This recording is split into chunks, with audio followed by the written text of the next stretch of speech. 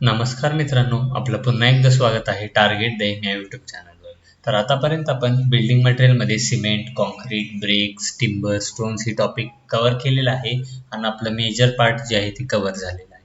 आता आपलं जे काही थोडंसं पार्ट राहिलेलं आहे ते छोटे छोटे टॉपिक्स आहेत, जसे की स्टील, अल्युमिनियम, डोर्स, विंडोज असे आहेत. तर ते पण आपण लवकरात लवकर कव्हर करून घेऊया. तर चला मग चालू करूया. आज आपण स्टील आणि अल्युमिनियम बघणार आहे. तर स्टील म्हणजे काय? The ore of irons are classified according to the iron mineral which is predominant. The iron content of the main ores are as follows. Irons of ores पासून आपण स्टील बनवतो आणि त्याच्यामध्ये आयरन ओर मध्ये जी काय main content ते आपल्याला इथं दिलेलं आहे. पहिला आहे मॅग्नेटाइट, जी 70 to 75% असतो. मग हेमाटाइट, जी 70% असतो. ही सगळं बेसिकली कॉन्स्टिट्युएंट्स ऑफ आयरन आहेत. आणि लेमोटोनाइट ही 60%, इट इज हायड्रेटेड हेमोटोनाइट. आणि आयरन पायराइट ही 47% असतो आणि सायड्राइट ही 40% असतो. मग ह्याच्यानुसार जी काही कंटेंट आहे त्याच्यानुसार आपल्याला डिफरंट जर आपण त्यामध्ये कार्बन कंटेंट मिक्स केलं तर आपलं डिफरंट टाईपचा जी आयरन आहे ती तयार होतो. For example pig iron is the crudest form and is classified as Bessemer pig, foundry pig, forge pig and mottled pig. हे सगळे ह्यांचे दुसरे नाव आहेत, ती तुम्ही लक्षात ठेवू शकता किंवा नाही ठेवलं तरी चालेल. पण आपल्याला क्वेश्चन येऊ शकतो की which of the iron is a crudest form. तर आपल्याला माहित पाहिजे की पिग आयरन जे आहे क्रूडेस्ट फॉर्म आहे. Bessemer pig derives its name because of its use in the manufacture of steel by Bessemer process using hematite ore. बिसमर पीक ह्याचं नाव कशामुळे पडलं म्हणजे ह्याचं स्टील इंडस्ट्रीमध्ये मॅन्युफॅक्चरिंगसाठी खूप यूज होतं आणि स्टील मॅन्युफॅक्चर करण्यासाठी बिसमर प्रोसेस युझिंग हेमाटाईट ओर म्हणून एक प्रोसेस आहे. त्या प्रोसेसमध्ये जास्त वापरल्यामुळे ह्याचं नाव बेसमर पीक असं पडलेलं आहे. Foundry pig is also known as grey pig. Forge pig is also known as white peak.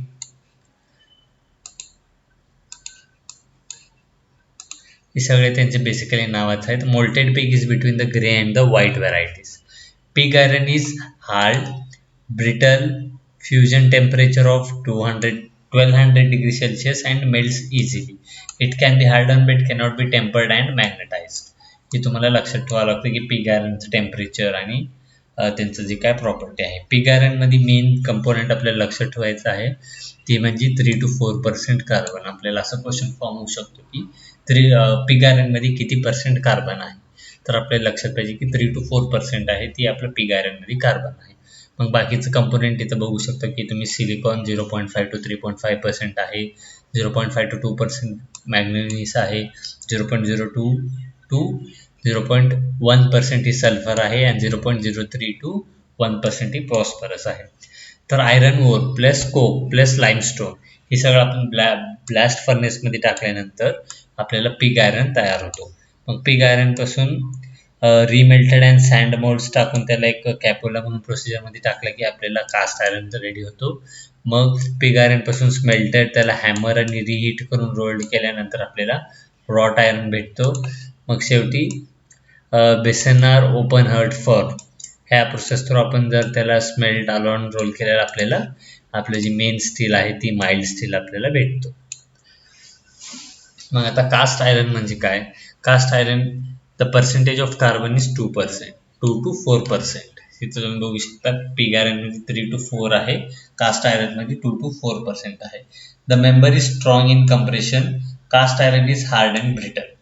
Pig iron is remelted with limestone, flux and coke and refined in Cupola furnace to form the cast iron. इथं आपण procedure बघितलं होतं की Coppola फर्नेसमध्ये जेव्हा आपण pig आयरनला रिमेल्ट आणि sand moulds मधून आपण त्याला प्रोसिजरमधून बाहेर काढलं तर आपलं पिग आयरन तयार होतं. पुढचं आहे wrought iron. It is the purest form of iron. आपल्याला कन्फ्यूज व्हायचं नाही की क्रूडेस्ट फॉर्म आणि प्युरेस्ट फॉर्ममध्ये ह्याच्यामध्ये आपल्याला कन्फ्यूज होतं की प्युरेस्ट फॉर्म विचारलेलं असताना आपण पिग आयरन करून येतो. पिग आयरन ही क्रूडेस्ट फॉर्म आहे, म्हणजे सगळ्यात पिग आयरन पासून बाकी सगळं आयरन बनतो. आणि रॉट आयरन जे आहे ही प्युरेस्ट फॉर्म आहे, याच्यामध्ये कार्बन जे आहे ते एकदम कमी कंटेंटमध्ये टाकतो म्हणून ही प्युरेस्ट फॉर्म आहे. तर ह्याच्यामध्ये कार्बन कंटेंट आहे 0.1 to 0.25%, ऑन एन ॲव्हरेज 0.15% आहे. The total impurities are limited to 0.5%. Wrought iron is strong in tension. मग आता स्टील, टाइप्स ऑफ स्टील एक आहे dead mild steel, medium carbon steel, high carbon steel और hard steel. तर ह्यांचं classification जे आहे ते बेसिकली कार्बन कंटेंटवरून पडलेलं आहे.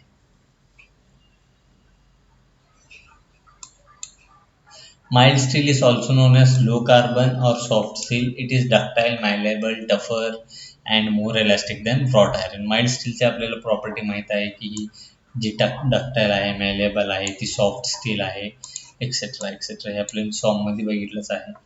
The present day steel making process is the Bessemer process and was introduced in 1956. आपण हे लक्षात ठेवू शकतो की present day steel making process कोणता आहे, तर ती बेसमर प्रोसेस आहे आणि 1856 मध्ये इंट्रोड्यूस झालेला आहे. तर percentage of carbon content increases, ductility decreases, the strength and hardness increases. He point आपल्याला लक्षात ठेवावं लागेल. असं विचारतात की जर आपण कार्बन कंटेंट वाढवला तर काय काय होऊ शकतो. जर कार्बन कंटेंट आपण वाढवला तर डक्टिलिटी डिक्रीज होऊ शकतो, पण स्ट्रेंथ आणि हार्डनेस जी आहे ती इन्क्रीज होतो. दूसरा है annealing. It is the term generally used for heating and slow cooling of metal, glass or any other terms which has developed strain due to cooling. Annealing एक प्रोसेसचं नाव आहे ज्याच्यामध्ये आपण हाय टेम्परेचरला एखादा मटेरियलला हीट करतो आणि त्याला स्लो कुलिंग करतो. त्या स्लो कुलिंगच्या प्रोसेसला आपण अॅनालिंग म्हणतो. ही बेसिकली मेटल आणि ग्लासमध्ये यूज केला जातो. ही शब्द तुम्ही ग्लासमध्ये जास्त ऐकला असाल. पुढचा आहे नॉर्मलायझिंग. It consists in heating steel above the critical range and cooling rapidly in air, but at rate slower than the critical cooling rate. आता नॉर्मलायझिंग म्हणजे काय, कुलिंगच करायचं आहे पण कुलिंग रॅपिडली. आपण जर त्याला स्लो कुलिंग केलं तर ते अॅनलिंग होतं आणि रॅपिडली कुलिंग केलं तर ते नॉर्मलायझिंग होतं. पण नॉर्मलायझिंगमध्ये त्याचं क्रिटिकल कुलिंग रेट जे आहे त्याच्यापेक्षा कमी रेटमध्ये आपण कूल करतो, पण अॅनलिंगपेक्षा फास्टमध्ये. Axles and springs are made up of vanadium steel. Ball bearings are made up of stainless steel or chrome steel. तर इथं बेसिकली दोन एक्झाम्पल दिलेलं आहे की ॲक्शल्स आणि स्प्रिंग्स ती व्हॅनेडियम स्टीलपासून बनवल्या जातं. बॉल बेरिंग जे आहे ती स्टेनलेस स्टील किंवा क्रोम स्टीलमधून बनवलं जातं. मग इथं आपल्याला एक अलॉय स्टील दिलेले आहेत. अलॉय स्टील काय काय, stainless steel, nickel steel, invar steel, vanadium steel, tungsten steel, manganese steel, molybdenum steel. तर आपल्याला इथं जी ब्लू ह्याच्यानं मार्क केलं आहे एवढं इम्पॉर्टंट आहे. तर स्टेनलेस स्टीलमध्ये कंपोजिशन 16% असतो क्रोमियमचा, म्हणून आपण जेव्हा स्टीलमध्ये 16% क्रोमियम टाकतो तेव्हा ते स्टेनलेस स्टील तयार होतो. आणि निकल 30 to 40% केलं की इन्वार स्टील तयार होतो. मॅग्नीज टाकलं 12 to 15% तर मॅग्नीज स्टील होतो. बाकी तुम्ही असं पर्सेंटेज बघून घेऊ शकता, ती काय थोडं इम्पॉर्टंट नाही. पण जी ब्लूमध्ये केलेलं आहे ह्याच्यावर आपल्याला क्वेश्चन येऊ शकतो आणि त्यांचं प्रॉपर्टी सुद्धा आहे. Very hard and tough, high elastic and ultimate strength, acid and rust proof. Uses काय काय, ball bearing, dies, crushing machines, razor et cetera. Low coefficient of thermal expansion, invar steel म्हणून आपण इन्व्हरचं टेप सुद्धा बनवतो आपण. Delicate instruments, hard tough and strong, difficult to machine, high electrical resistant आहे manganese steel आपला. Points and crossings in railway, rollers, jaws of crushers, heavy earth and mining equipments आपला manganese स्टीलपासून बनवलेला असतो. तर आपला पुढचा चॅप्टर आहे अल्युमिनियम. तर अल्युमिनियम म्हणजे काय, प्रिन्सिपल ओर इज बॉक्साईट. याची जी मेन ओर आहे ती बॉक्साईट आहे. Some of the other aluminiums ores are corundum, china clay, kaolinite et cetera. हे ओव्हरला बेयर्स प्रोसेसने प्युरिफाय केल्यानंतर आपल्याला अल्युमिनियम भेटतो. Aluminium is silver white in color with a brittle metallic luster on freshly broken surface. Silver white in color with a brittle metallic luster on a freshly broken surface. Self explanatory आहे. तुम्ही aluminium foil बघितलाच असेल, food packing साठी ते use होतो. It is मॅलिएबल. मॅलिएबल म्हणजे काय, एखादा मटेरियलला आपण हिट करून त्याला आपण किती एरियामध्ये स्प्रेड करू शकतो. बेसिकली आपण त्याचं किती प्लेटच्या फॉर्ममध्ये आपण त्याला स्प्रेड करू शकतो. Less ductile than copper but excess than zinc, tin and lead. हे तुम्हाला प्रॉपर्टी लक्षात ठेवावं लागेल. मेन काय आहे, बेयर्स प्रोसेसमधून आपण अल्युमिनियम ऑब्टेन करतो. कुठल्या ओर्स पासून, आणि मेन ओर जी आहे ती बॉक्साईट आहे. आणि अल्युमिनियमचं अलॉईज काय काय आहेत? एक आहे duralumin, contains 3 to 5% copper, 0.51 to 1% manganese, 0.07% magnesium and manganese, 0.3 to 0.6% iron, and 0.3% to 0.6% silica are present as impurities. ड्युरालियम मध्ये ही जी काय कंपोजिशन आहे ही तुम्ही हे काय एवढे इम्पॉर्टंट नाही आपल्याला. अल्युमिनियमवर क्वेश्चन काय तेवढे जास्त येणार नाही म्हाडासाठी तरी, पण आपण बेसिकली रफसाठी बघायला लागलो. बाकी एक्झामसाठी SSC JEE मध्ये याच्यावर क्वेश्चन येऊ शकतो. Magnalium is an alloy of aluminium and manganese. Manganese जे आहे ते 6% असतो ह्याच्यात. Chromium is added to steel to make it corrosion resistant. Solder, alloy of lead and tin. Bronze, copper 90%, tin 10%, brass 60% to 90% copper and 10 to 40% zinc. हे सगळं आपल्याला points लक्षात ठेवायचं आहे की ब्रॉन्झ कशापासून बनलेला आहे, ब्रास कशापासून बनलेला आहे. तर आपण आता पुढचा टॉपिक बी बघूया. पुढचा टॉपिक आहे glass. Glass is amorphous substance having homogeneous texture. It is a hard, brittle, transparent and translucent material. It is most common material glazed into frames for doors, windows and curtain walls. एक आहे एक amorphous substance आहे having homogeneous texture. ह्याचं texture तुम्हाला कसं पाहिजे त्या प्रकारे भेटून जातं. तुम्हाला रफ पाहिजे, डिझाईन्ड पाहिजे, स्मूथ पाहिजे, ट्रान्सपरंट पाहिजे, वन साईड पाहिजे, टू साईड पाहिजे. वन साईड म्हणजे पासिंग. जर तुम्हाला वन साईड बघून घ्यायचं असलं तर म्हणजे तुम्ही आतून बाहेर बघू शकता फक्त, किंवा टू साईड म्हणजे पूर्ण ट्रान्सपरंट असेल. आणि वन वे किंवा two way light, one way light असतो. वन वे लाईट म्हणजे ज्या साईड जास्त लाईट असतो त्या साईड दिसत नाही आपल्याला, असं लाईट असतात. हे सगळं आपण ग्लास कशासाठी वापरतो? मेनली डोर्स, विंडोज आणि कर्टेन वॉलमध्ये यूज करतो आपण. Raw materials used in glass are sand, lime and soda और potash which are fused over 1000°C. आपल्याला ही मेन लक्षात ठेवायचं आहे की 1000°C ग्लासला मॅन्युफॅक्चर करतो आणि त्यांचं मेन इन्ग्रेडियंट आहे sand, chalk, soda, potash etc. Oxides of iron, lead and borax are added to modify hardness, brilliance and color. Iron oxide, lead oxide, borax acid add करते त्याचा हार्डनेस, ब्रिलियन्स आणि colour वाढवण्यासाठी. Soda acts as an accelerator for fusion of glass and in excess it is harmful. Excess काही म्हणजे काही असलं तरी ते हार्मफुलच असतं, तुम्हाला माहीत आहे. तसंच तुमचं कुठला बी हॅबिट जी आहे ती सुद्धा हार्मफुलच असतो एक्सेसमध्ये. तर आपण इथं सोडा जे आहे ते ॲक्सिलेटर म्हणून यूज होतो फ्युजनसाठी. Potash renders glass infusible and makes glass fire resistance. तुम्हाला हे लक्षात ठेवावं लागेल की ग्लासला फायर रेजिस्टन्स कोण बनवतं, तर ती आहे पोटॅश. पुढचा आहे lead oxide, imparts colour, brightness and shine. Lead oxide जे आहे ती कलर, ब्राईटनेस आणि शाईन इम्पार्ट करतो ग्लासला. Depending upon the constituent, glass are classified as soda, lime glass, lead glass and borosilicate glass. Constitute वरून आपण ग्लासला 3 प्रकारे डिवाइड करू शकतो. पहिला आहे सोडा लाईम ग्लास, दुसरा आहे लीड ग्लास आणि तिसरा आहे borosilicate glass. Soda lime glass म्हणजे काय? It is also known as soda ash glass, soda glass और soft glass. Soda lime glass is obtained by fusing a mixture of silica, lime and सोडा.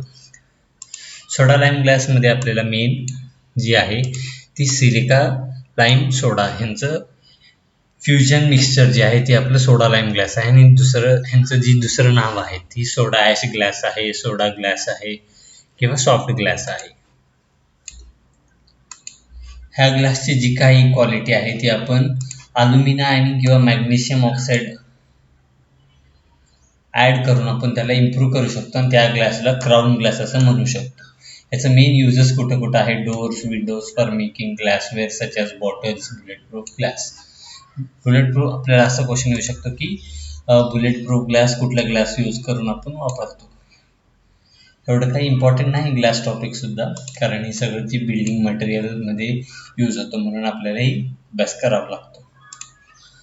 पुढचा आहे lead glass, also known as flint glass, is obtained by fusing a mixture of silica, lead and potash. तर lead ग्लासमध्ये main जे आहे ती silica, lead आणि potash आहे. Silica तर सगळ्या ग्लासमध्ये असणारच आहे, कारण जी ती मेन कंपोनेंट आहे ग्लासचा. It is free from iron impurities and is colorless. Lead glass has high shining appearance and take polish. High shining appearance असतो लीड ग्लासचा. It is not affected by temperature. ह्याचा यूज आपण electric बल्बमध्ये, optical glasses जसे की telescope, lens, prisms, cut glass, ornamental glass वर्कसाठी आपण lead glass वापरतो. तिसरा आहे borosilicate glass. It is a mixture of silica, borax, slime and feldspar. ह्याचं एक्झाम्पल आहे पायरॅक्स ग्लास. ही हीट रेजिस्टिंग असतं, म्हणून आपण ह्याला मेनली लॅबोरेटरी इक्विपमेंट बनवण्यासाठी वापरतो, ज्याच्यामध्ये आपण बेसिकली हीटिंग, केमिकल मिक्सिंग जी करतो ती सगळं आपण ह्या ग्लासमध्ये करतो. ही केमिकल रेजिस्टंट आहे, हीट रेजिस्टंट आहे आणि कुकिंग युटेन्सिल्समध्ये सुद्धा आपण हे वापरू शकतो. आणि काही स्पेशल टाईप ऑफ ग्लासेस आहेत, जसं की sheet glass made by blowing, available within 2 to 6 mm thickness, used for door window panels. Plate glass, colored glass, mixing different pigments at fusion state. Plate glass he basically table tops बनवायला ते use होतो. हे 6 to 25 mm मध्ये आपल्याला भेटतो. Wired glass, plate, sheet glass and wire mesh, so name as reinforced glass, used in skylights, high-class roofing works, fireproof doors and windows, etc. Laminated glass, bulletproof glass, fiber glass, flint glass. आपल्याला basically नावं माहिती पाहिजे की कुठल्या कुठल्या टाईपचे हे असतात. पुढचं चॅप्टर आहे प्लास्टिक. आज आपण इथंपर्यंत प्लास्टिक एवढं पार्ट बघूया आणि थांबूया. बाकी जे काही छोटे पार्ट आहेत ते आपण येणाऱ्या 2 लेक्चरमध्ये आपलं बिल्डिंग मटेरियल कम्प्लीट होईल आणि त्याच्यानंतर सॉम किंवा स्टील चालू होईल. प्लास्टिकमध्ये 2 टाईपचे प्लास्टिक आहेत. ही तुम्ही शाळेमध्ये सुद्धा वाचलं असेल की एक आहे थर्मोसेटिंग प्लास्टिक आणि दुसरं आहे thermoplastic polymers. Thermosetting polymers and thermoplastic polymers. These are formed by addition of polymerization. पहिला आपण थर्मोप्लास्टिक पॉलिमर्स बघून घेऊया. ही पॉलिमरायझेशनचं ॲडिशन केल्यामुळे ही बनतो. मोनोमर्स आर युज्ड इन जी जनरली बायफंक्शनल. याच्यामध्ये मोनोमर्स यूज केला जातो जी की त्याचं ड्युअल फंक्शन्स असतात. They are long chain linear polymers with negotiable cross links. They have low molecular weight. They are soft, weak and brittle. They can be softened and reshaped and reused. जी thermoplastic polymer आहे ती soften करू शकतो, रिशेप करू शकतो आणि reuse करू शकतो. ह्याचा एक्झाम्पल आहे पॉलिथीन, पॉलिस्ट्रीन, PVC पाईपथीन आपण थर्मोप्लास्टिक पॉलिमर्समधून बनवतो. दुसरा आहे thermosetting polymers. This are form by condensation of polymerization. याच्यामध्ये पॉलिमरायझेशन ॲड करताना ह्याच्यामध्ये कंडेन्सेशन होतो. दिस मॉनिफर यूज दिस ट्राया, टेट्रा और पॉलिफंक्शनल. याच्यामध्ये ट्राया, टेट्रा वापरला जातो मॉनिमर्स. हे सगळं केमिकल टर्म्स आहेत. बेसिकली आपल्याला लागत नाही. आपल्याला बेसिकली एवढंच लागतं की थर्मोप्लास्टिक पॉलिमर्स कुठले आहेत, थर्मोसेटिंग पॉलिमर्स कुठले आहेत आणि त्यांचे जी काही थोडंसं प्रॉपर्टीज असतील ते, जसं की हाय मॉलिक्युलर वेट आहे का, लो मॉलिक्युलर वेट आहे, हार्ड, स्ट्रॉंग आणि मोर ब्रिटल कोणतं आहे, तर पॉलिसेटिंग आहे. They can be soften and reshaped again and once again. हे बी डबल यूज करू शकतो. याचं एक्झाम्पल आहे फेनल फॉर्महायड्रेट, ड्युराफॉर्मिडेट, नायलॉन 6.6. आपल्याला बेसिकली यांचं एक्झाम्पल लक्षात ठेवावं लागतं की कुठल्या टाईपच्या प्लॅस्टिक्सपासून आपण कुठल्या टाईपचं हे बनवू शकतो. Plastic is a mixture of carbon, nitrogen, hydrogen and other elements together by the polymerization action. याच्यामध्ये कार्बन, नायट्रोजन, हायड्रोजन आणि अदर एलिमेंट जे आहे ह्यांना पॉलिमरायझेशनच्या ॲक्शन म्हणून मिक्स केल्यानंतर आपलं प्लास्टिक तयार होतं. हे बेसिकली ESC मध्ये जास्त विचारलं जातो. ते बी मटेरियल सायन्स या सब्जेक्टमध्ये आपल्याला एवढं काही गरज नाही. तर आजच्यासाठी एवढंच होतं. आपलं काही डाऊट असलं तर ते तुम्ही टेलिग्रामवर विचारू शकता. नोट्स जी आहे ती मी तुम्हाला आज बिल्डिंग मटेरियलचं पाठवेल, आतापर्यंत जेवढा झालं आहे तेवढा.